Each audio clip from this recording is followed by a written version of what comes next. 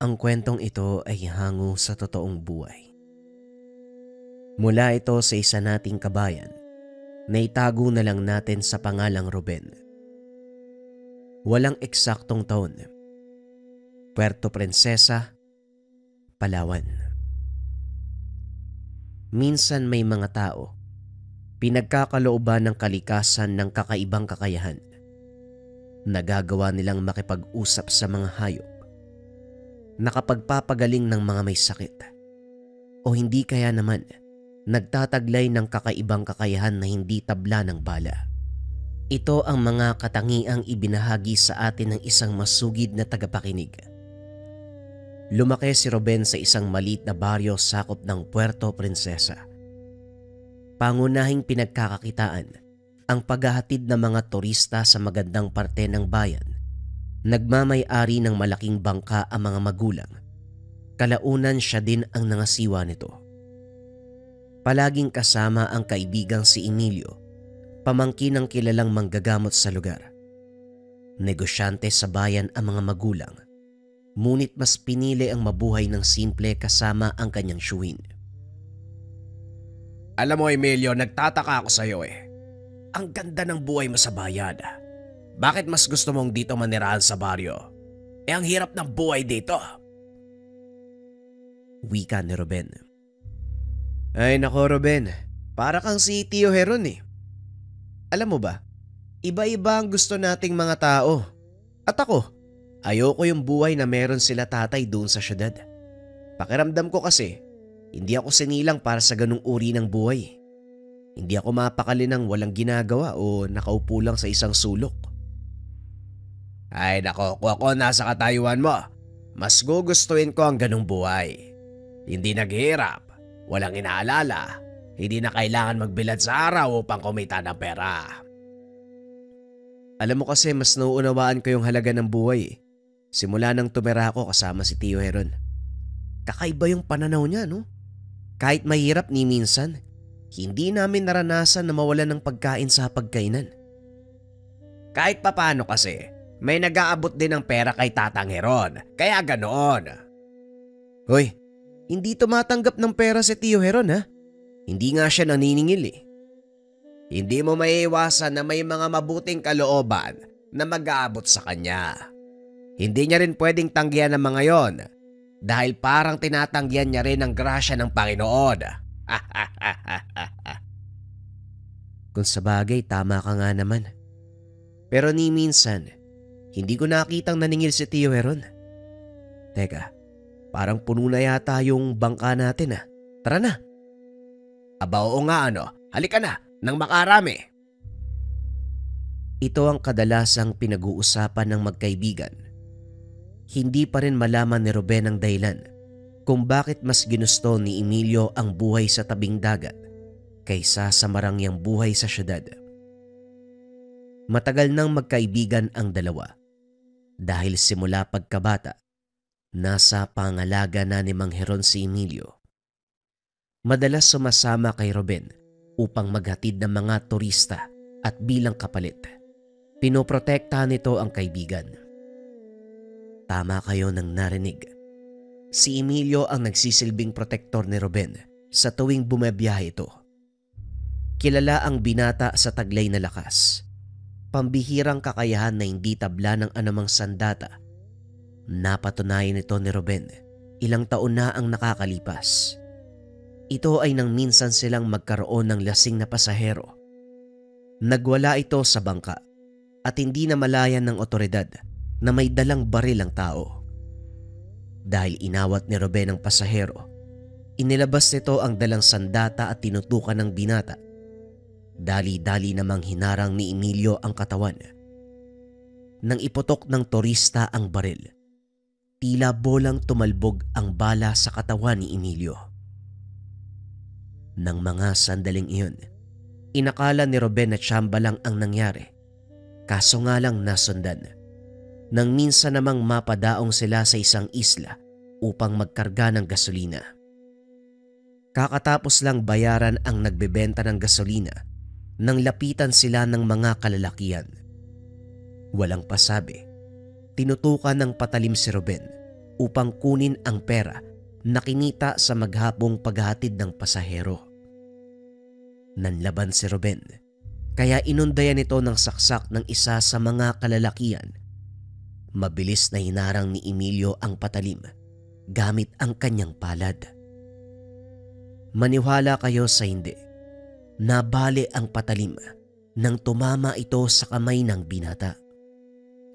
Dahil sa sunod-sunod na nakakamanghang ipinakita ng kaibigan, hindi naman maiwasan ni Ruben ang magtanong. Dito na inilahad ni Emilio ang kanyang sekreto. Ito ay nang minsang mag-inuman ng dalawa sa tahanan ng matandang manggagamot. Ano bang meron sa'yo, Emilio? Bakit yung balat mo parang balat ng buhaya? Hindi ka tinatabla ng bala. Kahit yung kutsilyo ng taga kabilang pulo, wala din sinabi. Tamang sinabi mo, Ruben. Balat nga ng buhaya ang balat ko. Dahil dito, ipinakita ng binata ang isang maliit na bato. Kulay puti, na halos kasing laki ng itlog ng pugo. Ano naman yan? Parang itlog ng ibon. Ang tawag sa batong yan ay luha ng buhaya. Binigay ito ng kaibigan ni Tio Heron nang minsan siyang mapadalaw dito. 'Di ba, Tio? Tamang sinabi ni Emilio. Nung una, ayoko maniwala na mapapagana ng kaibigan ko ang bisa ng bertud na yan. Pero nagulat ako Isang araw, nabalitaan ko na lang ang mga nangyari sa puerto. Kaso nga lang, hindi na uli nakabalik yung kaibigan ni Tio. Sino nga ba yun? Oo, si Tatang Marcel. Masyadong mailap si Marcel. Kahit ganun siya katanda, hindi pa rin nagpeperme sa isang lugar, kaya napakahirap pigilan. Sa palagay ko nga, patay na yun Naniwala lang si Ruben nang mismong si Mang Heron na ang nagkwento. Ito ang naging simula ng pagsama ni Emilio kay Ruben. Balik tayo sa kasalukuyan. Nang mga sandaling ito naglilinis ng bangka si Ruben dahil may anunsyo ng malakas na bagyo. Alam ng binata na walang turistang dadayo upang tumawid sa kabilang pulo. Oh, hindi ba tayo babiyahe ngayon? Hindi muna. Mukhang malakas ang paparating na bagyo. Pansin ko nga rin lumalakas na yung hangin. Anong gagawin natin ngayon? Maglilinis lang muna ako ng bangka para sa susunod na biyahe. Kaya-ayang tignan. Di tutulungan na lang kita.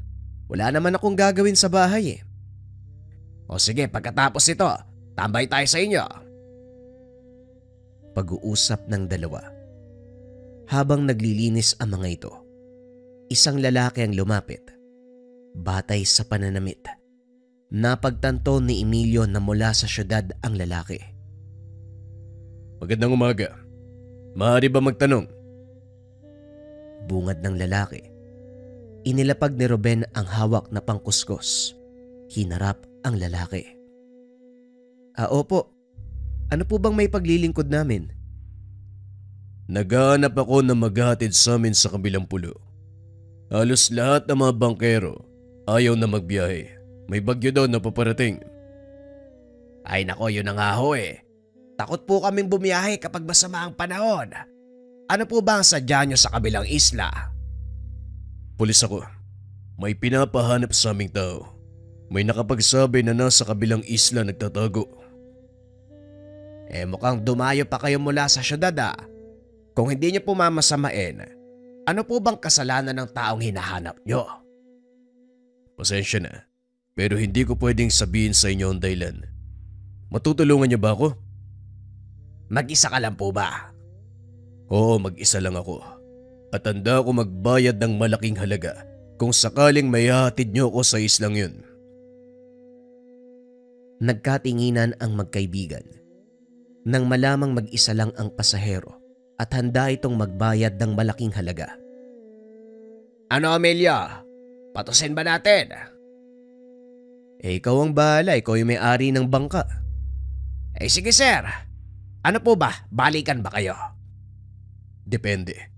Kung mahanap ko siya kagad, mabilis tayo makakabalik. Pareho pa rin ang bayad. Pero kung hindi ko kagad mahuhuli, maaaring magtagal tayo ng 1 buong araw. Papayag ba kayo? Ay sige, walang problema sir. Tara na po. Bago pa tayo abutan ng malakas na ulan. Dali-daling tinanggal ni Emilio ang tali ng bangka. Itinulak palayo sa dalampasigan. Nagtaka ang mga kasamahan na bangkero dahil tinanggap ng dalawa ang alok ng dayuhan. Malaki ang bangka na pagmamay-ari nila Ruben, kaya malakas ang loob nila na sumuong sa malaking alon. Habang naglalakbay, napansin ni Emilio na seryoso ang mukha ng pasahero.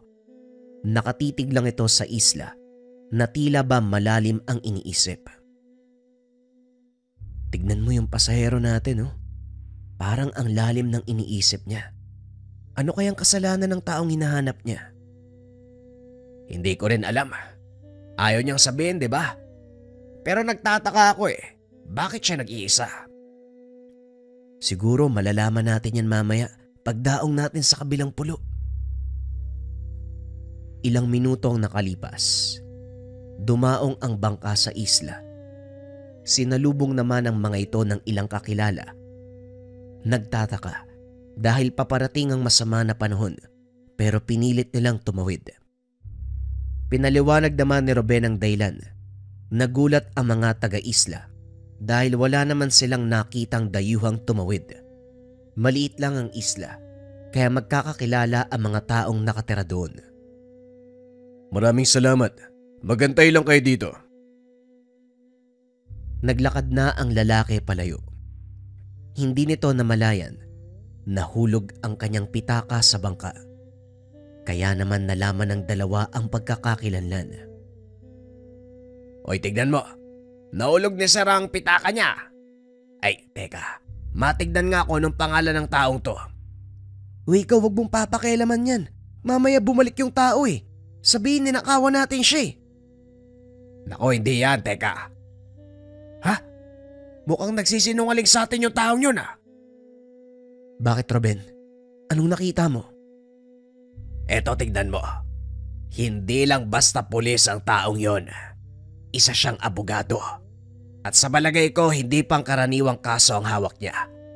Mukhang malaking isda ang pakay ng tao dito. Edgar, yan pala ang pangalan niya. Pansin ko din eh. Misteryoso talaga yung taong yun. Siguradong malalaman natin yan mamaya. Sa kalagitnaan ng pag-uusap ay biglang lumakas ang ulan. Kaya sumilong ang dalawa sa kapihan at hindi sinasadyang narinig ng dalawa ang usapan ng mga kalalakihan doon. Tamal, mag-ingat ka. Nakita akong dumao sa isla yung polis na naghahanap sa'yo. Hindi ko lang alam kung sino nagatid sa kanya dito. Hindi niya ako mahuhuli. Ang lakas ng loob niya magpunta dito. Hinatid niya lang ang sarili niya sa kamatayan. Huwag kang papakasiguro. Dahil ang katotohanan, nakarating siya sa lugar na to. Patunay lang na matinik siya. Kahit gaano pa katinik ang taong yun, wala pa rin siyang magagawa. Alam mong hindi ako pangkaraniwang tao. Kaya nga ako nakatakas sa mga pulis sa kabilang bayan eh. Ano ba kasing pumasok sa isip mo? Pinatay mo yung kapatid ng taong yun. Dumipensa lang ako. Dahil kung hindi ko sila uunahan, baka akong pinaglalamayan ngayon. Sige na, hindi ako pwede magtagal. Mamaya bumalik pa yun dito, makita ako eh. Matapos ang pag-uusap, umalis ang lalaki na nagngangalang Tubal. Nagtungo ito sa dalampasigan at sumakay sa isang bangka, papunta sa isa pang pulo. Hindi nito alintana ang lakas ng ulan at malaking alon. Maya-maya ay dumating ang pulis. Kaagad namang nagtakip ng muka ang isa pang lalaki. Pasimpleng lumabas. Lumapit ang pulis sa kinaroroonan ng dalawa. Mukhang wala nga siya sa lugar na ito. Wala na ako magagawa. Naikot ko na ang buong isla. pero wala talagang palatandaan. Sadali lang. Ang pangalan ba ng taong hinahanap mo ay Tubal? Paano niyong nalaman? Medyo napalakas ang boses ng lalaki, kaya tinakpan ito ni Ruben. Huwag kang maingay, sir. Halika na sa bangka. Sasabihin namin sa iyo mga nalaman namin. Dali-daling sinuong ng tatlo ang malakas na ulan upang siguradong ligtas ang lugar ng pag-uusapan. Sabihin niyo sa akin kung ano ang natuklasan niyo. Sandali lang, sir. Ikaw muna magsabi ng totoo. Ano ang kaugnayan mo sa taong yon? Hindi niyo kailangan malaman dahil manganganib ang buhay niyong dalawa. Simula nang tanggapin namin ang alok mo, nasa hukay na ang isang paa naming magkaibigan. Kaya walang mawawala kung sasabihin mo sa amin ang totoong nangyari. Ang taong yun ang pumatay sa kapatid ko. Oo, aminin kong personal ang lakad na ito. Pasensya na ako nadamay kayo. Pero kailangan ko ang tulong niyo. Hindi ka naman nagkamali ng lalapitan. Pero ang mali mo lang, hindi mo kagad sinabi ang katotohanan. Alam mo ba, kasama na namin dito kanina yung hinahanap mo. Teka, bakit hindi niyo pinigilan? Naku naman! Bakit namin pipigilan? Anong kinalaman namin dun? Kung una pa lang sinabi mo sa amin yung lahat, di sana hindi ka na nahirapan. Sayang, nahuli ko na sana ang taong yun. Hindi rin. Narinig ko sa kasama niya na hindi pangkaraniwang tao yung hinahanap mo. Tama ka. Merong kakaiba sa taong yun. May pagkapalos, kaya nahirapan akong hulihin. Matutulungan ka namin pero sa isang kondisyon. Sabihin mo sa amin ang totoong nangyari para alam namin kung ano ang kakaharapin. Tama. Total nandito na rin kami. Bakit hindi mo na lang lubos-lubosin? Ang tanong, mapagkakatiwalaan ko ba kayo? Ikaw rin mismo yung makakasagot sa tanong mo . Mukha ba kaming hindi mapagkakatiwalaan? Sa palagay mo nandito pa kami ngayon kung hindi ka pwedeng magtiwala sa amin? Gusto ko lang makasiguro. Dahil maraming beses na ako nagtiwala. Pero sa huli, nilalaglag nila ako. Ibahin mo kami, sir. Hindi kami sumisira sa salita. Sabihin mo sa amin ang lahat. Nagsimulang magkwento si Edgar. Ayon dito nagsimula ang lahat ng makaengkwentro ng kapatid nito, ang pangkat ni Tubal, at hindi inaasahang mapatay. Tinupad ng kapatid ko ang kanyang tungkulin, pero ito ang nangyari. Alam kong kasama sa pagiging pulis ang panganib, pero hindi pa siya dapat mamatay kung hindi nakita ni Tubal. Mukhang alam ko na ang dahilan kung bakit gano'n na lang ang pagdanais mong mahuli ang taong yon. Maliban sa pananagutan sa batas, malaki din ang pananagutan ng taong yun sa akin. Sa makatuwid, pag-iigante talaga ang pakay mo. Pakiusap, unawain niyo ako. Hindi lang naman para sa akin ang ginagawa ko.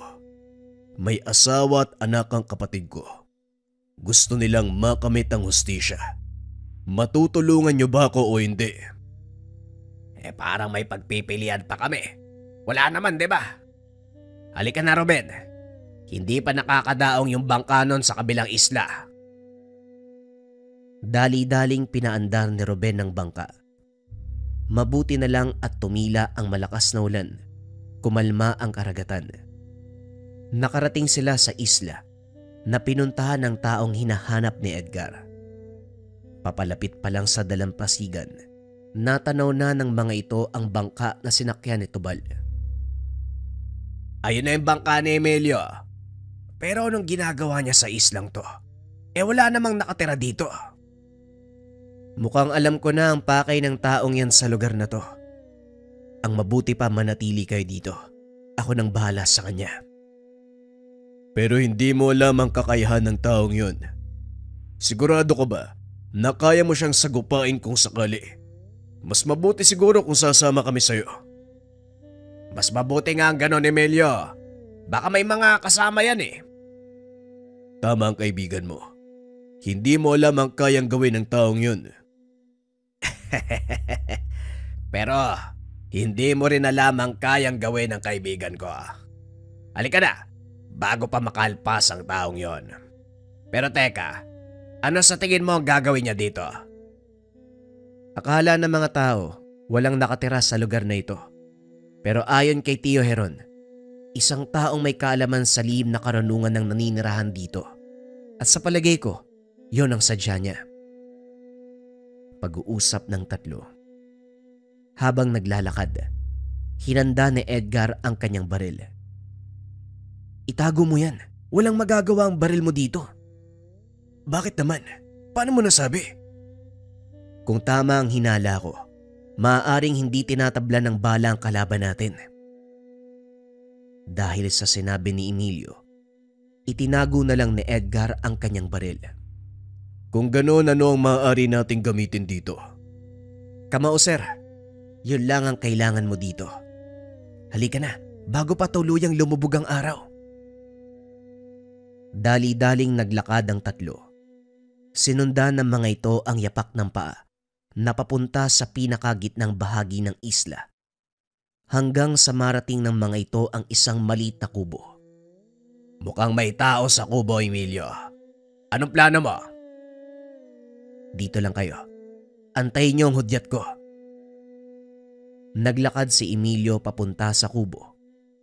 Marahang nagbukas ang pintuan. Lumabas ang isang matanda. Nakangiti ito sa kanila. Anong kailangan ng pamangkin ni Heron sa isla ko? Magandang gabi, Tandang Yoyong. May hinahanap akong tao eh.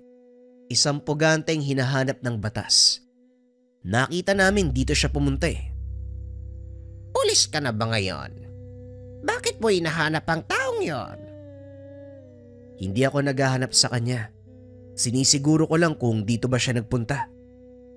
Paano kung sabihin ko sa'yo na hindi siya napunta dito? Masamang magsinungaling, Tandang Yoyong. Alam kong dito pumunta ang taong yon. Kaya ilabas mo siya. Pasensya na. Pero hindi ko ipagkakanulo ang aking mag-aaral. Kung gusto mo siyang mahuli, kailangan mo kong talunin. Ginagalang ko po kayo dahil mas matanda kayo sa akin. At naging magkaibigan kayo ni Tio Heron. Kaya hindi ko kayo lalabanan. Nakikiusap ako sa inyo eh. Gawin niyo po yung tama. Sa palagay ko tama ang ginagawa ko. Pinangangalagaan ko lang ang kaligtasan ng aking mag-aaral. Kung ganon wala na ako magagawa. Nakiusap po ko sa inyo pero hindi kayo nakinig. Matapos magsalita ng binata, kagad siyang umalis. Inaya si Ruben na bumalik sa kanilang pulo. Bakit naman tayo babalik? Di ba ang sabi mo nandyan si Tubal? Tama ka, nandyan nga si Tubal. Pero mukhang kakailanganin natin ang tulong ng tiyuhin ko. Huwag ka nang magtanong. Kung gusto mong mahuli ang Tubal na yun, sundin niyo ang sinasabi ko. Halika na, Ruben! Walang nagawa si Edgar kung hindi sumunod kay Emilio. Pagdating sa tahanan ng binata, kinausap nito si Tatang Heron. Anong sinabi mo? May kinalaman si Yoyong. Kailan pa pinagtakpan ng matandang yon ang naging mag-aaral niya? Yun nga din ang tanong ko, Tiyo. Hindi ko alam kung bakit niya pinoprotektahan yung kriminal. Kilala ko si Yoyong. Alam kong hindi niya pagtatakpan ng maling ginagawa ng kanyang mag-aaral. Maliban na lang kung merong matinding dahilan. Siguro nga, may matinding dahilan ng matandang yun. Kailangan ko po ang tulong nyo. Baka sakaling makinig sa inyo si Tandang Yoyong. Hindi ko alam kung anong may tutulong ko. Pero sige, bukas na bukas tatawid tayo sa isla ni Yoyong. Ikaw huwag kang mag-alala dahil hindi lalayo ang taong hinahanap mo. Lalo pat pinoprotektahan ito ng isang malakas na antingero. Magpahinga ka muna, Edgar. Alam kong pagod ka din eh. Kinagabihan, Upang maging kalmado ang sitwasyon, nagdala ng maiinom si Ruben. Alam ng binata na marami itong iniisip at kailangang bigyan ng solusyon. Kinabukasan bumuti ang panahon. Kinuha ng pangkatang pagkakataon upang puntahan ang isla ni Tandang Yoyong. Sigurado ba kayo sa gusto niyong gawin?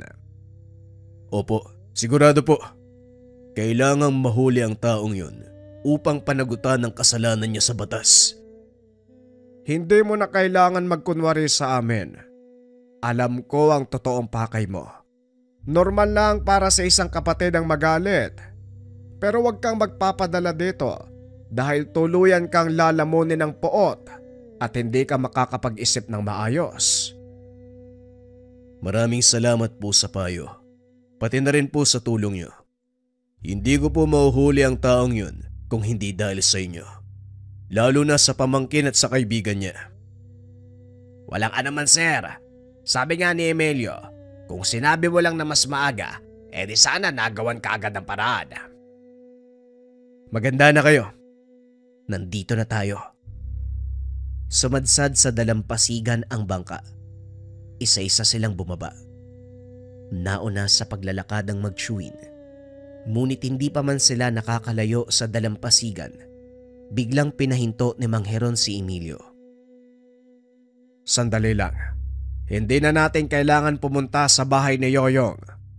Mukhang sila na mismo ang sumalubong sa atin. Wika ng matanda habang itinuturo ang dalawang kataong naglalakad. Isang matanda, isang lalaki na halos kaedad lang ni Edgar. Anong ginagawa mo dito, Heron? Hindi ba may usapan tayo? Oo, may usapan tayo. Pero hindi nun saklaw ang pagkonsente ko sa masamang gawain. Pinoprotektahan mo ang isang taong nakagawa ng kasalanan sa batas.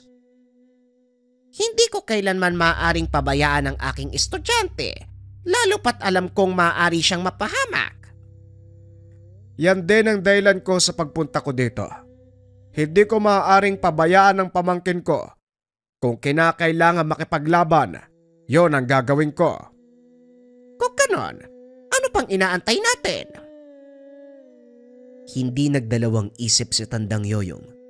Kagad nagbato ng tigalpo. Maging si Ruben at Edgar ay natamaan. Naparalisa ng panandalian ng katawan. Kinuha naman ni Tobal ang pagkakataon upang sugurin si Emilio. Malakas sa suntok ang binigay sa binata, kaso nga lang hindi ito tumalab kay Emilio. Nagsasayang ka lang ng lakas, kaibigan. Hindi mo ako mapapatumba na mga ganyang suntok. Alam ko, pero hindi pa ako tapos. Biglang nawala si Tobal sa paningin ni Emilio. Pinakaramdaman ng paligid. Paulit-ulit na umatake si Tobal. Kaso nga lang, nagagawa lang itong sanggain ng binata. Pinag-aralan ni Emilio ang kilos ng kalaban hanggang sa mahuli niya ito. Isang malakas sa suntok ang sinalubong ng binata sa kalaban, dahilan para mamilipit sa sakit. Hanggang dyan lang ba ang kaya mong ibigay? Nasaan ang malapalos mong galawan? Edgar, parang nalin lang ka ng taong to ah. Wika ni Emilio habang hawak-hawak sa damit si Tobal. Tumawa ng malakas si Tandang Yoyong, bagay na ipinagtaka ni Heron.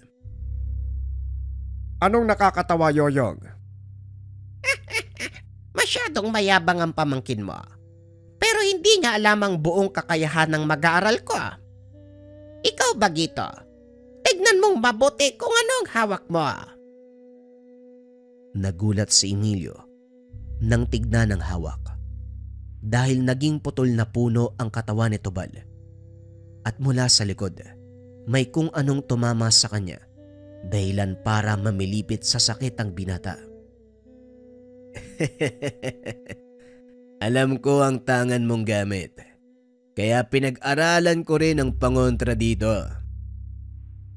Wika ni Tobal habang ipinapakita ang hawak na buntot ng pagi. Hindi pa rin makatayo si Emilio. Hindi nito akalain na malalaman ni Tubal ang pangontra sa kanyang tangan. Hindi ako nag-aral ng lihim na karunungan upang magpatalo sa isang kagaya mo. Tinanggal ni Emilio ang sinulid na nakatali sa kanyang braso. Sinunog niya ito. Naramdaman ni Mang Heron ang biglang pagtaas ng enerhiya ng pamangkin. Napangiti. Huminto sa pakikipaglaban. Sandali lang, Yoyong. Gusto mo bang makakita ng matinding laban? Anong ibig mong sabihin? Pagbasdan mo ang pamangkin ko, pati na rin ang mag-aaral mo. Dito mo makikita ang labanan ng dalawang malakas sa may tangan. Ay, kung sa bagay, matanda na tayo para mag-aksaya ng lakas sa pakikipaglaban. Manood na lang tayo sa dalawang yan. Naupo ang dalawang matanda. Pinanood ang mga nakababatang antingero. Nasa kalagitnaan ng matinding labanan ng dalawa. Kapwa hindi nagpapatalo hanggang sa mapuruhan ni Emilio si Tubal. Napalood ito at pilit na tumatayo. Ibinaba ni Emilio ang depensa dahil alam niya na walang laban si Tubal. Huwag ka nang lumaban. Wala nang silbi kung pipilitin mo pang lumaban. Hindi ako pwedeng makulong. Gumawa ka ng kasalanan, Tubal. Kailangan mong panagutan yan sa batas ng tao. Hindi ako papayag. Laking gulat ni Emilio nang bigla siyang saksakin ni Tubal. Kaso nga lang hindi ito tumalab. Hinawi ng binata ang kamay nito at sinipa. Napaiga sa lupa si Tubal. At para hindi na makakilos, inapakan nito sa dibdib ni Emilio. Tama na, Tubal. Wala nang saysay ang labang to. Sumuko ka na. Tumayo si Tandang Yoyong. Nilapitan ang estudyante. Tama na, Tubal. Natalo ka na. Wala nang saysay kung ipagpapatuloy mo pa ang laban. O ikaw, usasan mo na ang taong to at dalhin sa presinto. Nagulat si Edgar sa naging reaksyon ng matanda. Maging si Emilio, hindi inasahan na ganun ang gagawin ni Tandang Yoyong. Binusasan ni Edgar si Tubal, sinakay sa bangka. Akala ko ho ba, hindi mo isusuko ang estudyante mo? Hindi naman ako konsentidor. Sinubukan ko lang kung talagang pipiliin ni Tubal ang pagiging masamang tao. At nung panahong nagpunta ka dito, kinausap ko ang taong yon. Po, anong sinabi niyo? Pinapili ko siya kung paninindigan niya ang pagiging masama o susuko at hahanapin ang ginawang pagkakamali. Nakipaglaban siya sa pag-asang makakatakas. Ngunit siguro napagtanto niya wala ding patutunguan ng pagtakas sa batas kaya pinili niyang sumuko. Ang totoo, ramdam ko rin eh. Nagpipigil si Tubal ng lakas niya. Malaki ang potensyal ni Tubal kung gagamitin niya sa tama. Matapos ang pag-uusap, umalis na si Edgar kasama si Tubal.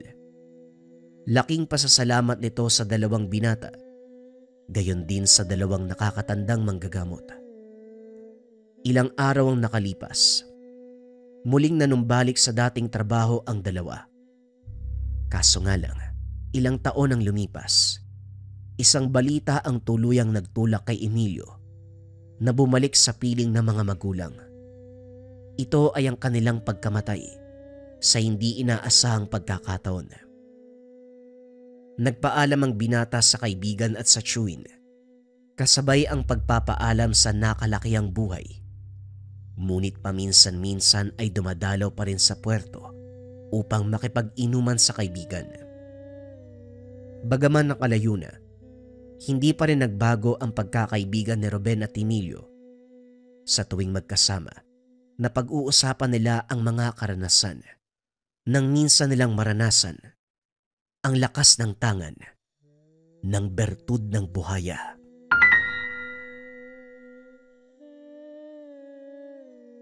Ang kwentong ito ay hango sa totoong buhay. Mula ito sa isa nating kabayan na itago na lang natin sa pangalang Fred. Walang eksaktong taon.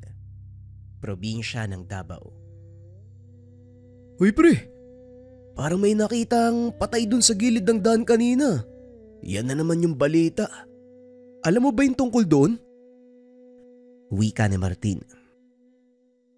Oo, yung matandang babae. Ang sabi pa nila sa baryo kanina, kilalang mambabarang daw yung babaeng yun. Buti nga sa kanya eh. Marami na sigurong pinahirapan yung lintik na yun eh. Tugon ni Elias. Hindi pa naman sigurado kung talagang mambabarang nga siya. May mga kamag-anak na nagpunta para kunin yung bangkay eh. Pero wala ni isa sa kanilang nakausap na mga pulis. Normal lang yun no? Ikaw ba naman? Sasabihin mo bang mambabarang yung mga kamag-anak mo? Natural hindi sila magsasalita tungkol sa usapin na yun. Paano mo nalaman na may namatay? Pangatlo ka nang dumaan dito sa bahay na nagsabi tungkol dyan. Halika na nga, samahan mo ako sa bukid. Maghahatid ako ng pagkain kay tatay. Nang mga panong ito, nakatira ang magkaibigang Elias at Martin sa isang maliit na baryo. Medyo malayo na sa bayan ng lugar at nasa bandang paanan ng kilalang bundok sa probinsya ng Davao. Ang pangunahing pinagkukunan ng pagkain ay pagsasaka at pagtatanim ng gulay. May ilang ding nagtatrabaho sa pataniman ng prutas sa lugar. Mataba ang lupa sa probinsya, dahilan kung bakit maganda ang tubo ng mga prutas. May sariling lupang sakahan sina Elias at ito ang pinagkakaabalahan ng mga magulang ng binata. May mga tanim silang singkamas, mais at kung ano pang mga pananim na maaaring ibenta sa merkado. Nakasanayan na ni Elias ang ganitong pamumuhay. Simula bata katuwang na ito ng ama sa pag-aalaga ng kanilang mga pananim. Hanggang sa matutunan nito ang lahat ng pamamaraan para makapagpatubo ng magandang klase ng mga gulay. Halos hindi na sulit ni Elias ang pagkabinata. Mas inuna nito ang pagtatrabaho sa kanilang bukirin kaysa makipaglaro o sumama sa mga kaibigan. Iisang tao lang ang lubusang nakaunawa sa binata. Ito ang kaibigang si Martin. Halos sabay lumaki ang dalawa. At dahil magkalapit lang ang tahanan, ito ang naging kalaro ni Elias simula pagkabata. Pareho ding magsasaka ang mga magulang at halos magkatabi lang ang lupang sinasaka ng mga ito. Paminsan, sabay pa silang naghahatid ng baon sa kanika nilang mga magulang na nagtatrabaho sa bukid. Abala ang mga ito lalo na kapag panahon ng taniman at pag-aani. Halos buong araw silang nagtatrabaho at kung minsan inaabot pa ito ng gabi. Nakasanayan na ng magkaibigan ang ganitong mga gawain at para sa kanila, laro na lang ang pagtatanim at pag-aani ng mga kulay. Dahil na rin sa trabahong ito, nagkaroon ng hindi pangkaraniwang karanasan sa Elias. Bagaman laki sa kabundukan at sa makalumang estilo ng pamumuhay, hindi naniniwala ang binata sa mga pamahiin, lalo na sa mga kwento ng nakakatanda tungkol sa mga engkanto, aswang at iba pang may kinalaman sa kabilang dimensyon. Para sa kanya ang lahat ng ito ay pawang imahinasyon lang ng mga taong pinagmula ng kwento. Ginagawang panakot sa mga bata upang hindi lumabas ng tahanan pagsapit ng dilim. Ano Elias? Kayo na lang ba ni Martin yung tatapos sa pagdadamo sa taniman? Masakit na ang likod ko eh. Opo tay, kami na po ang bahala doon. Konti lang naman yun eh. Hindi na siguro kami aabuti ng tanghalian. O sige, talin mo na ang kalabaw at pakainin mo sa gilid ng saba para mabawas-bawasan naman ang mga damo doon. Ingatan mo lang na huwag mapunta sa taniman ng pechay at baka. Wala tayong aanihin. Napakatakaw pa naman ng kalabaw na yan. Oo nga po eh. Parang ayaw pang tumigil sa kakakain. Ewan ko ba dyan sa kalabaw nyo? Hayaan mo na. Ang mahalaga kahit papano, napapagaan ang mga trabaho natin. Sige na, tatanghaliin na kayo. Matapos mag-agahan, kagad lumakad si Elias. Dinaanan nito ang kaibigan bago tumuloy sa pataniman. Mabuti naman nandito ka na. Nagbaon ka ba ng makakain? Hindi na, sandali lang naman ang trabaho natin doon eh. At isa pa, kung sakaling magutom man ako, marami namang buko sa paligid. Kung sabagay, pagkatapos ng trabaho natin punta tayo sa sentro ha. Balita ako may palabas doon mamayang hapon eh. O sige, pero tapusin muna natin yung trabaho. Baka magalit si na tatay. Habang naglalakad, hila-hila ni Elias ang alagang kalabaw. Nang bigla itong mapahinto dahil tumigil din sa paglalakad ang alaga. Kamuntikan pang matumba ang binata at nang lingunin ito para pagalitan ang kalabaw, nakita ni Elias ang isang matandang lalaking nakatayo sa gilid ng daan. Magandang umaga sa inyo mga utoy. Maaari ba akong makahingi ng tubig? Naubos na kasi ang dala ko. Magandang hapon din po. Ito po tatang oh. Amin na po yung lagayan nyo. Sasalinan ko. Inabot ng matanda ang sisidlan na gawa sa buho ng kawayan. Sinalinan nito ng tubig at binalik sa matanda. Diretsuhin nyo lang po yung daanan na yan. Tapos lumiko po kayo sa unang kanto. Diretso uli. Paglagpas nyo ng sagingan, yun na po yung sentro. Maraming salamat Eho. Sige na, mukhang naabala ko kayo ng sobra. Walang anuman tatang, mag-iingat po kayo. Napansin ni Elias na tila ilag ang kalabaw sa matanda. Habang naglalakad ito ay panay ang lingon ng kalabaw na parang may kung anong kinakatakutan. Napansin mo ba Elias? Parang sobrang tanda na ng taong yun ah. Tapos ang layo pa yata ng pinanggalingan. Oo nga eh. Sa palagay ko doon siya nakatira sa kabilang nayon. Malapit sa Kagulangan. Puro katutubo na nakatira doon ah. At saka kung doon ang galing ang matandang yun, bakit mag-isa siyang naglalakbay? Hindi ba grupo kung bumaba ng bayan ng mga katutubo? Hindi naman siguro katutubo ang matandang yun. Hindi itim ang balat niya eh. Pero nakita mo ba yung mga tattoo niya sa braso? Pati yung suot niyang mga kwintas? Hindi ko namalayan Elias eh. Bakit? Ano bang meron? Basta, parang may kakaiba sa matandang yun eh. Ay naku, hayaan mo na.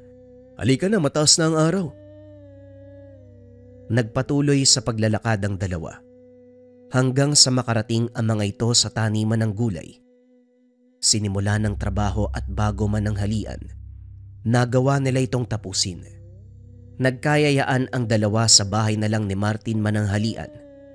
Pagdating sa bahay ng kaibigan, napansin nila ang napakadaming tao.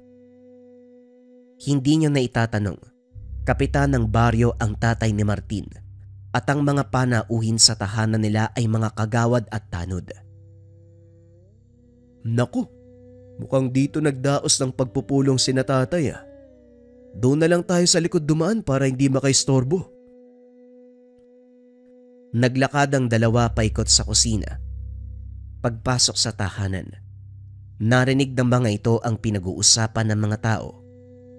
Ayon sa mga kagawad, may natagpuan na namang patay sa kabilang baryo. Masyadong brutal ang pagkakapatay dahil pinugutan ng ulo ang biktima, isinabit sa mahabang buho ng kawayan. Mukhang talamak na talaga ang pagpatay sa lugar natin ah. Ano kaya sa tingin mo yung dahilan? Hindi ko alam Elias eh. Pero yung namatay nung nakaraang araw, ang sabi nila mambabarang daw yun eh. May ilang ding nagsabi na aswang. Hindi ko alam kung anong paniniwalaan ko doon eh. Kung ako ang tatanungin mo, hindi ako naniniwala sa mga ganun. Bakit? May pruweba ba sila? Wala nga eh. Sabi-sabi lang naman din yung narinig ko.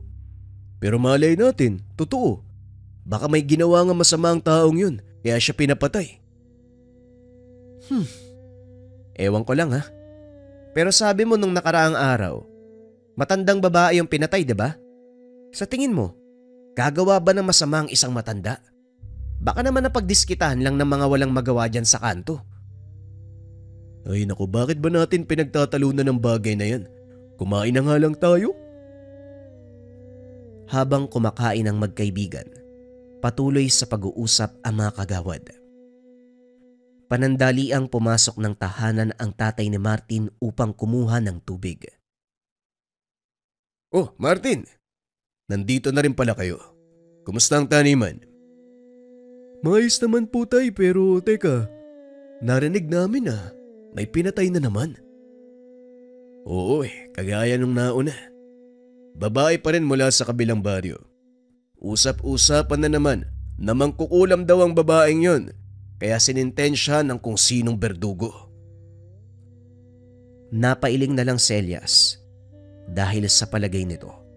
Ginagawa ng dahilan ng mga tao ang mga mambabarang at mangkukulam para pumatay. Pasensya na po kapitan pero parang ginagawang dahilan ng mga tao ang mga mambabarang at mangkukulam Parang yun yung nilulusot nila para pumatay ng tao. Yan din ang akala ko. Pero isa sa mga kagawad mula sa kabilang baryo ang nag-imbestiga. Pinuntahan nito ang tahanan ng biktima. May mga nakuwang libreta, mga bungo ng tao, larawang nakasilid sa garapon, at manikang gawa sa dayami. Ang ilan nga, may mga nakatusok pang karayom. Meron po ba talagang mga ganun, kapitan? Totoo po ba yan? Mahirap mang paniwalaan, pero may mga tao talagang humihiram ng kapangyarihan sa kadiliman upang makapanakit ng iba. Kung totoo man ang paratang sa babaeng pinatay, aba dapat pasalamatan ng taong gumawa nun sa kanya. Ang problema, walang nakakita kung sino. Matapos sagutin ang tanong ng dalawa, muling bumalik ang kapitan sa pakikipag-usap sa mga kagawad. Tapos nang kumain ang dalawa, ngunit nakalimutan ni Elias na kunin ang alagang kalabaw. Tinamaan ng lintik ko. Nakalimutan kong kunin yung kalabaw. Dito ka muna, Martin. Babalikan ko lang yung alaga namin. Dali-daling naglakad ang binata pabalik ng taniman upang kunin ang kalabaw. Habang naglalakad ito, nakasalubong niya uli ang matandang nangingi ng tubig. Aba, ikaw na naman. Mukhang napapadalas ang salubong natin Saan ka ba umuwi? Tatang, ikaw po pala. Oo nga no. Diyan lang po ako nakatira Kayo po ba? Akala ko pupunta kayo sa sentro. Ang totoo niyan, doon ako galing. Kinakailangan ko lang bumalik dahil may nakaligtaan akong tapusin. O siya, mauna na ako Teka, baka may sigarilyo ka dyan. Ito sakto. Sisindihan ko na sana Pero sa inyo na lang ho. Maraming salamat Mag-iingat ka sa pagpunta sa taniman. Sige na, mauna na ako, Otoy. Napakamot ng ulo ang binata dahil alam ng matanda kung saan siya pupunta. Ayos yung matandang yun Kanina tubig, ngayon naman sigarilyo. Pero paano niyang nalaman na sa taniman ako pupunta? Ay nako, paala na nga. Tanong ng binata sa sarili. Patuloy na naglalakad hanggang sa makita ang alagang kalabaw. Kinalas ang tali, hinila pauwi. Habang nasa daan, naramdaman ni Elias na tila bumabagal sa paglalakad ang kalabaw. Nilingon niya ito. Laking gulat ng binata nang makita ang isang matandang babae nakasakay sa likod ng alaga. Halos mapasigaw ang binata dahil nakakatakot ang itsura nito. Gulo ang buhok, maitim ang mga ngipin at naghahabaan ang mga kuko. Ano pong ginagawa niyo sa likod ng kalabaw ko? At saka, paano po kayo napunta dyan?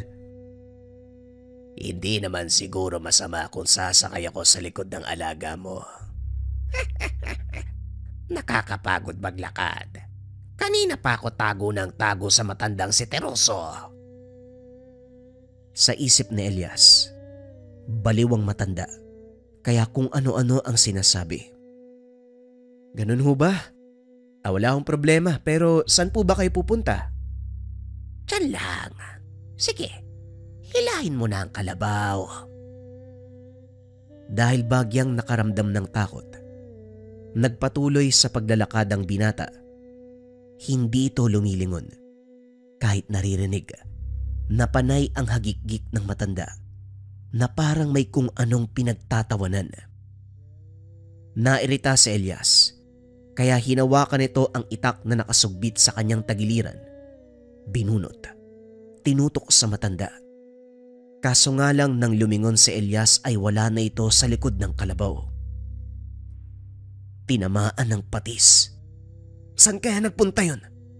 Putik, kinikilabutan ako ah. Dali-daling sumampa sa likod ng kalabaw ang binata. Hinataw ito ng maigi. Mabilis na kumaripas ng takbo ang kalabaw. Habang si Elias naman, panay ang lingon sa likuran. Ngunit biglang napahinto ang kalabaw dahilan para mahulog ang binata. Nang tignan niya kung ano ang dahilan, nakita nito ang matandang babae. Mukhang magagamit kita. Tumayo ka, bata. Sundin mo ang lahat ng sasabihin ko kung ayaw mong matulad sa alaga mo. Wika ng matanda habang tinuturo ang kalabaw. Nanlaki ang mga mata ni Elias nang makitang pinagpipiesta na ng uod ang buhay na katawan ng alaga. Anong ginawa mo sa kalabaw ko? Walang yaka, matanda ka. Anong klase ka? Hindi mo na kailangang malaman. Ngayon, kung ayaw mong pagpiestahan ng mga alaga kong insekto, sundin mo ang sasabihin ko. Ito, kunin mo ang bato. Lunukin mo. Bakit ko lulunukin? Anong meron dyan? Huwag ka nang magtanong. Lunukin mo ang bato. Dali-daling kinuha ni Elias ang bato. Inilapit sa kanyang bibig. Naalala ng binata na may hawak siyang itak. Kaya salip na lunukin ng bato, tinapon niya ito at tinaga sa muka ang matanda. Napasigaw ito. Nagpagulong-gulong sa lupa. Kinuha naman ni Elias ang pagkakataon para tumakbo.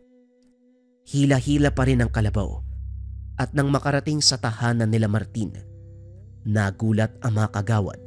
Natumba ang mga imbakan ng tubig nang madaanan nito ng kalabaw. Elias, ano ba ginagawa mo? Bakit mo naman pinakaripas ng takbo yung kalabaw? Alam mo namang may mga bisita ako eh. Puro ka talaga kalokohan. Ano po kasi?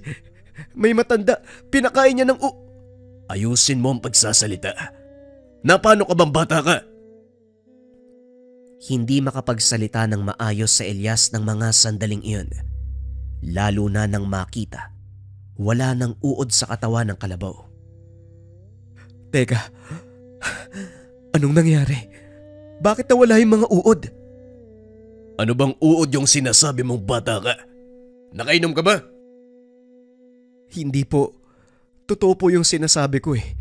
May nakasalubong ako matanda kanina. Tapos meron po siyang pinapalunok sa akin. Tinakot pa nga ako eh. Naku, hindi ko lulunukin. Ipapakain niya ako sa mga alaga niyang insekto. Ay nako. Mga kabataan nga naman. Martin, bigyan mo nga ng kape yung kaibigan mo ng may masmasan. Dali-daling lumabas ng bahay si Martin. Inabot kay Elias ang tasa ng mainit na kape. Ano ba kasing nangyari, Elias? Bakit ka ba natataranta? Sa palagay ko, nakita ko na yung sinasabi mong mambabarang o mangkukulam eh. O baka aswang eh. Basta nakakatakot yung itsura niya. Nataga ko pa nga yung mukha eh. Nataga mo sa mukha? Anong ginamit mo? Yang talbos ng tubo? Ay nako Elias, iwas-iwasan mo yung bisyo ha. Kung ano nakikita mo eh. Nagulat si Elias nang tignan ang hawak. Alam nito sa sarili na may dala siyang itak. Kaso nga lang ang ipinagtataka, paanong naging talbos ng tubo ang hawak na sandata? Teka, Paano nangyari yun? Hindi ako nagdadamo, Martin. Alam mo yan. Totoo ang sinasabi ko. Hindi ko alam kung anong nakita ko. Pero sigurado ako, hindi pangkaraniwang tao ang isang yun. Elias, seryoso ko ba sa sinasabi mo? Seryoso nga ako. Pero hindi ko alam kung ano talaga ang nangyari.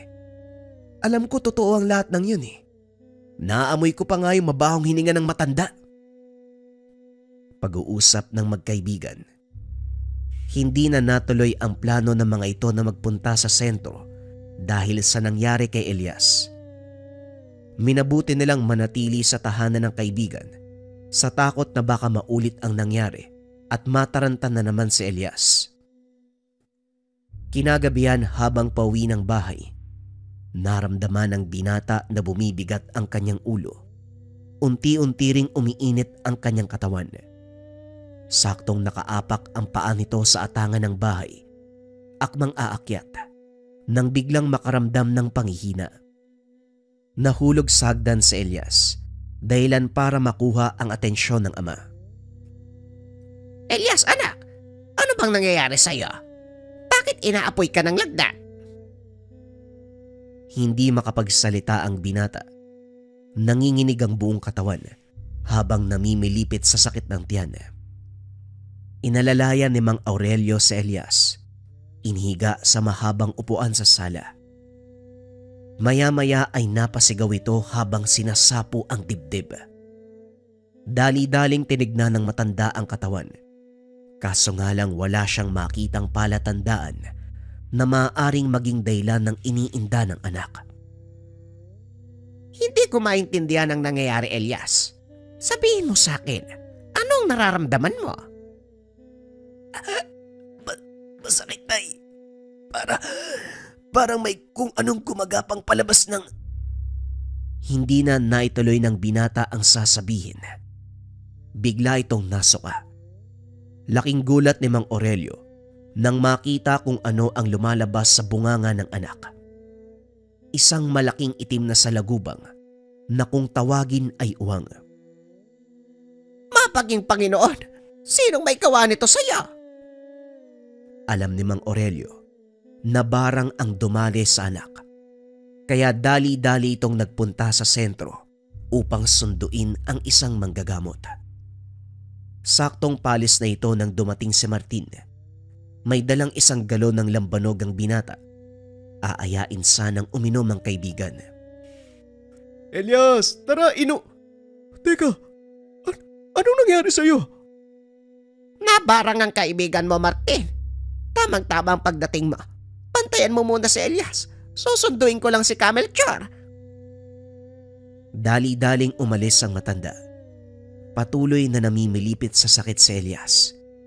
Ngunit ilang minuto ang lumipas ay kumalma ito. Laking gulat ni Martin nang biglang may kumatok. Pinagbuksan niya ng pintuan ang hindi inaasahang panauhin.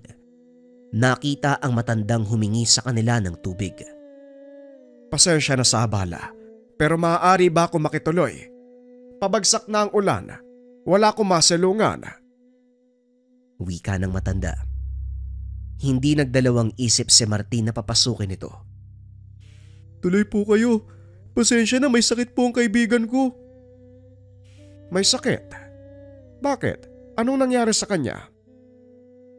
Ang sabi po ng tatay niya, nabarang daw po si Elias. Elias pala ang pangalan ng kaibigan mo. O siya, tumabi ka. Titignan ko siya. Naupo ang matanda sa tabi ng binata. Dinama ang pulso nito. Maya-maya ay tumayo. Hinarap si Martin. Totoo ang sinasabi mo. Nabarang nga ang taong ito. Maganda ka ng mainit na tubig. Lagyan mo ng isang dakot na asin. Kumuha ka din ng ilang peraso ng tanglad. Wika ni Tesoro. Dali-dali namang sinunod ni Martin ang sinasabi nito. Pagbalik ng binata, nakita niyang nilalagok ng matanda ang dalang lambanog. Nandito na! Ay naku, walang ya. Talagang nakita mo pa yung lambanog ko ha? Ay ito na po yung pinapakuha niyo. Ang sarap talaga ng porong lambanog. Pasensya na. Ilang buwan nang hindi nadadampian ng masarap na alak ang lalamunan ko. Bueno, ilapag mo lang sa saigang planggana. Amin na yung tanglad. Inabot ni Martin ang dahon ng tanglad sa matanda. Hinaplos ito at sa pagitan ng bawat pag-ihip, may inuusal na salita. Matapos ay pinapagpag nito ang dahon ng tanglad sa buong katawan ni Elias.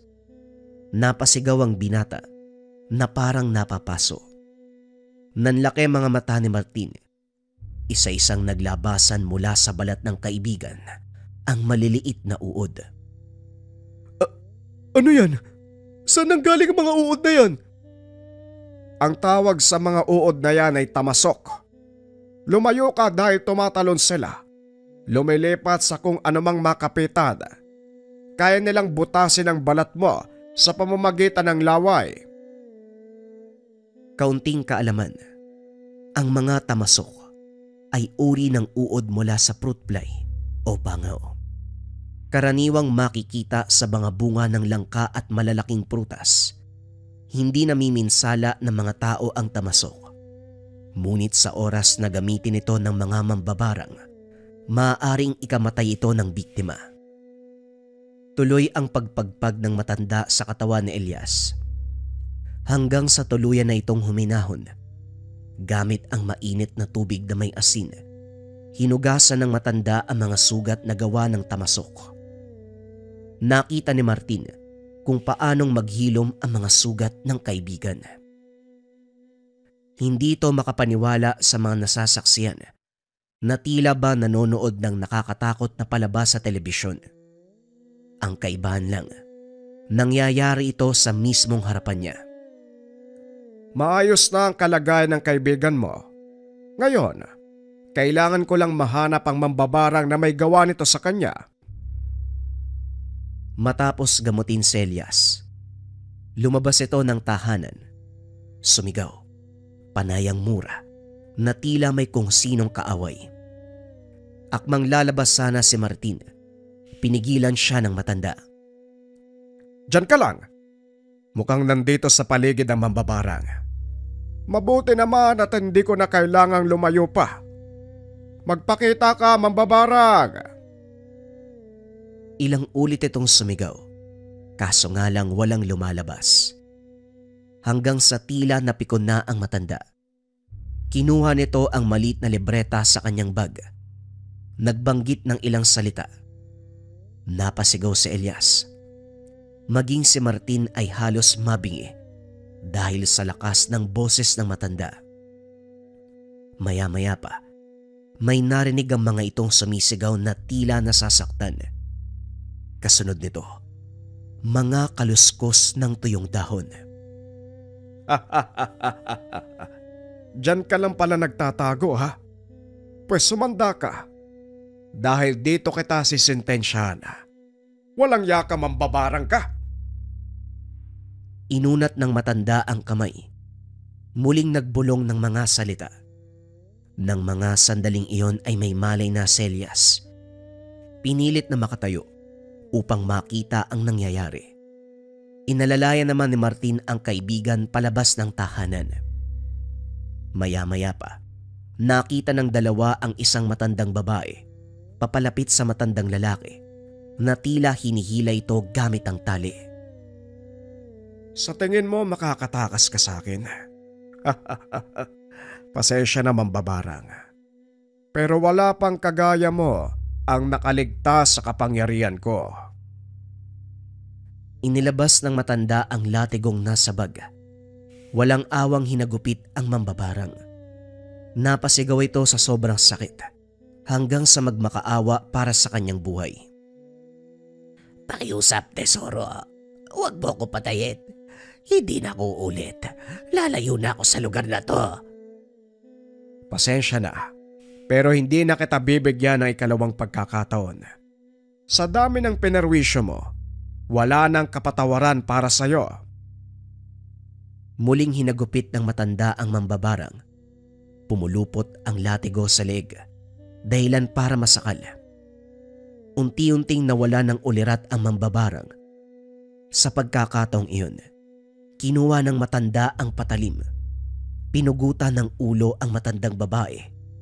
Isinabit nito sa mahabang buho ng kawayan ng ulo ng mambabarang, habang ang katawan itinali sa nakatayong poste. Maya-maya ay dumating si Mang Aurelio kasama ang manggagamot. Nagulat ang mga ito nang makita ang patay na katawan ng matandang babae. Nakatayo sa tabi nito ang matandang lalaki na may hawak ng itak. Hindi ako maaari magkamali. Si Tandang Tesoro ang taong yan. Siya palang may gawa ng lahat ng to. Kung ganon, totoong mambabarang ang mga pinatay nung mga nakaraang araw at ang matandang ito ang may gawa. Hindi na nagsalita si Mang Tesoro. Matapos patayin ng mambabarang ay umalis na. Hindi na nagawang habulin dahil nawala sa dilim. Lumaganap sa bayan ng pangyayari. Simula noon nawala ang pangamba ng mga tao dahil alam nila si Mang Tesoro ang may gawa nito. Dito lang napagtanto ni Elias. Kilalang mamamatay mambabarang at aswang ang matandang minsan niyang tinulungan. Malaki ang pagpapasalamat ng binata. Binigyan siya ng ikalawang pagkakataon para mabuhay at makilala at makasama ang isang ermitanyo na pumapatay ng mambabarang.